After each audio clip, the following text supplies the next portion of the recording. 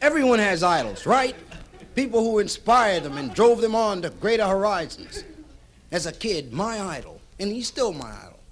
Of all the great American heroes, my idol is Christopher Columbus. What a great thing that was, discovering America. I wouldn't have found it. I don't know where you people would have been. I wouldn't have found it. You know, discovering America wasn't a thing that Columbus had gotten wrapped up in after getting older. As a kid, this was all he talked about. He lived in a little town with his mother and father. Their names were Mr. and Mrs. Columbus. Everybody thought Chris was off his cookie. Like the neighbors would tease him. They'd come by and lean over the fence. He'd be there in the yard. And they'd say, "Christopher Columbus, what are you going to do when you grow up?" And he'd say, "I'm going to discover America."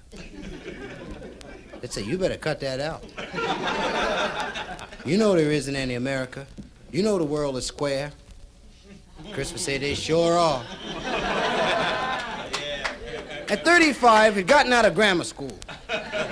He arranged an audience with the Queen, Queen Isabel Johnson. That was the Queen's name. And she asked him about this America project, and Chris tells her, if I don't discover America, there's not going to be a Benjamin Franklin, or a Star-Spangled Banner in the land of the free and the home of the brave, and no Ray Charles. When the Queen heard no Ray Charles, she panicked. The Queen said, "Ray Charles? You gonna find Ray Charles? He in America?" Chris said, "Damn right, that's where all those records come from." So the Queen's running through the halls of the castle screaming, "Chris gonna find Ray Charles, honey. He gone to America on that boat. What you say?" She wrote him out a traveler's check. Chris ran the local Army-Navy store. He bought 3 used ships, 2 pair of fatigues, some shades. Then he got his supplies for the trip. He got 2 chicken sandwiches, 3 cans of Vienna sausage, 5 cases of scotch, and a small 7-Up. Then he got a new rag to tie his head with, too. He's ready to leave.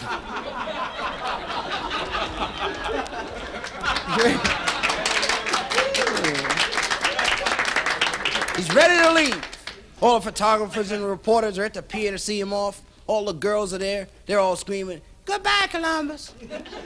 He gone on that boat. He gone to America." Isabel was there, and she'd had a few. Isabel saying, "Chris gonna find Ray Charles." Chris said, "Be cool, Isabel, be cool." Then he turned to the first mate. He says, "Weigh anchor." About 10 minutes later, the guy said, 7,482 pounds. Chris said, "Put the anchor in the boat. Don't weigh it, just put, y'all don't even know how to weigh the anchor." When he had gotten out of the harbor, the first mate asked, "Chris, which way is America?" Chris said, "I don't know. We're going to have to sail around and we bump into it." He said, "We better go this way. If we go that way, we'll sail off the edge like them other guys."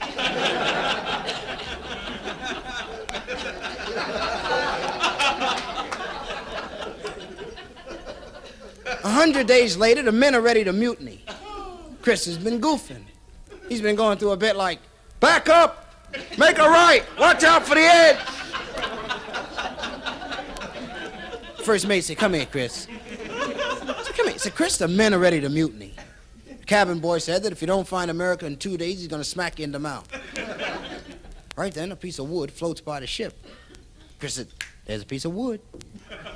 So we're not far from America. That's American wood. He said, "I know American wood when I see it." First mate said, "Why don't you cut that out? It's a piece of the ship. They're breaking up on us." Right then, the guy in the mast yells, "Land ho!" Chris said, "What does that mean?" Well, so that means he sees land. Chris said, "Well, pull over." Maybe that's America. You're going to pass right by it. You guys don't even know America when you see it. He said, "That is America." He said, "Look at all those spacious skies. Those amber waves of grain." He said, "Dig that purple mountain's majesty. I bet there's fruit out there on the plain." It's a big holiday in America that day. Big holiday called Not Having Been Discovered Yet Day. All the Indians on the beach, they're celebrating. They got sandwiches, 6-packs, 3 or 4 bags, or whatever it is they put in the pipe.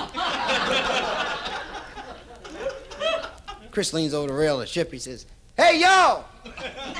Yo! Where is this?" Fine little Indian girl. Fine little Indian. Fine little West Indian girl. Standing there on the beach. She said, "Why? What's your name? The hell you want? Come around here in them ships." She said, "My name's Christopher Columbus. I'm out discovering. So I'm gonna discover America. I'm gonna discover y'all." Little Indian girl said, "We don't want to be discovered. You can't discover nobody if they don't want to be discovered. You better discover your ass away from here." First mate said, "Chris, they're hostile."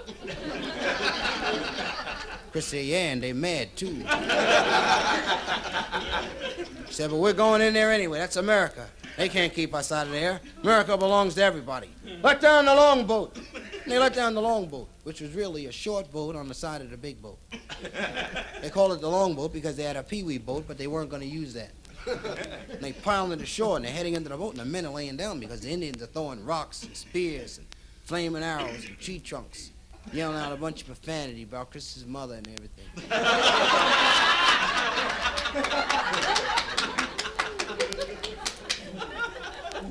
First mate said, "Chris, we better not go in there. Those Indians are crazy." Chris said, "Turn the boat around. We'll leave. We'll make a map and give it to the Pilgrims. Pilgrims will fix their ass."